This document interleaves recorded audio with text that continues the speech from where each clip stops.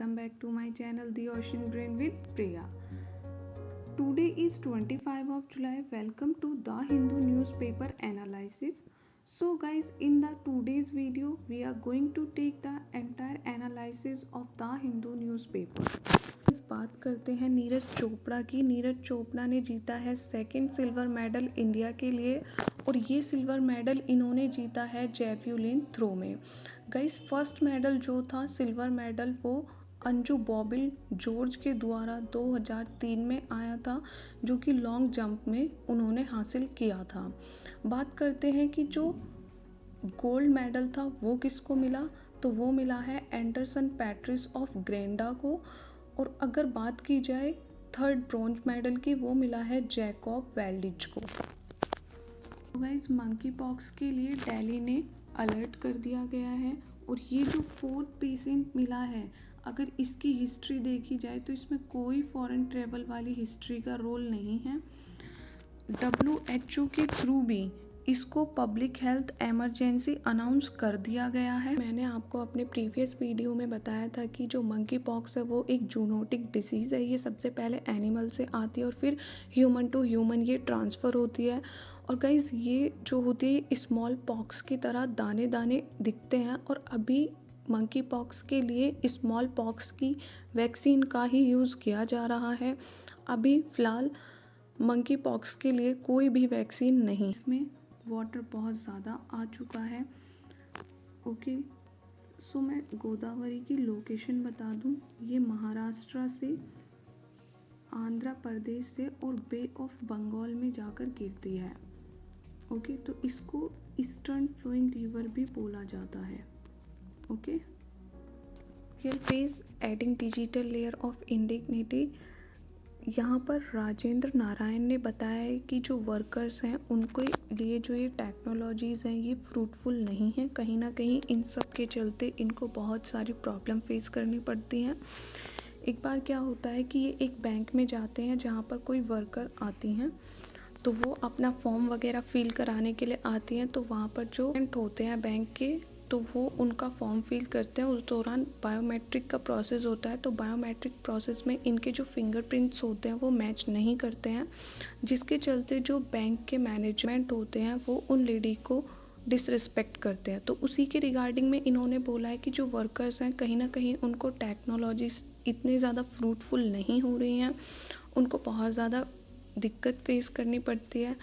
काम करने की वजह से जो इनके फिंगरप्रिंट्स होते हैं वो घिस जाते हैं और वो बाद में मैच नहीं हो पाते। यहाँ पर ICDS के बारे में बताया गया है। इंटीग्रेटेड चाइल्ड डेवलपमेंट स्कीम जो थी वो लॉन्च की गई थी 1975 में और ये वर्ल्ड की largest childhood care and development programme में से एक है। अंतर्गत 0 to 6 ईयर के एज ग्रुप के जितने भी बच्चे हैं वो आते हैं। इसमें प्रेग्नेंट्स वुमन, लैक्टिंग मदर्स भी इंक्लूड किया गया है।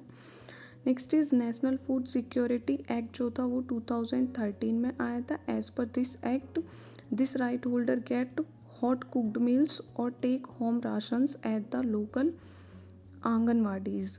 तो इसमें क्या होता है कि इसमें राशन कार्ड के थ्रू फूड का सप्लाई होता है। In 2021, the Union government launched the Poshan Tracker, a centralized platform to monitor all nutrition initiatives. Okay, union government ने लॉन्च किया था पोषण ट्रेकर। ये एक सेंट्रलाइज्ड प्लेटफॉर्म है जिसमें मॉनिटर किया जाता है न्यूट्रिशन इनिशिएटिव्स को। तो इस सब के अंतर्गत क्या होता है, इन सभी जो भी ये एक्ट हैं, पॉलिसीज़ हैं, इनका यूज़ करने के लिए आधार कार्ड की ज़रूरत पड़ती है। और समटाइम्स आधार कार्ड में जिस तरीके की मतलब जो भी ये लोग फॉर्म वगैरह फिल करते हैं उसमें बायोमेट्रिक होना होता है और बायोमेट्रिक के दौरान इन लोग के फिंगरप्रिंट्स मैच नहीं कर पाते हैं। तो उसी के रिगार्डिंग इन्होंने बोला है कि वर्कर्स को कहीं ना कहीं टेक्नोलॉजी इतनी ज़्यादा यूज़फुल नहीं है, फ्रूटफुल नहीं है and they have to face so many problems. Text and context में भी मंकी पॉक्स के बारे में बताया, जो कि मैं आपको बता चुकी हूँ। डिजिटल जोत grow brighter with every tribute posted 34 lakh messages sent till Sunday. Central Park में एक डिजिटल ज्योत प्रोग्राम है जिसके रिगार्डिंग आप जो फ्रीडम फाइटर्स थे उनको ट्रिब्यूट दे सकते हैं, और ये ट्रिब्यूट आप मैसेज के थ्रू दे सकते हैं।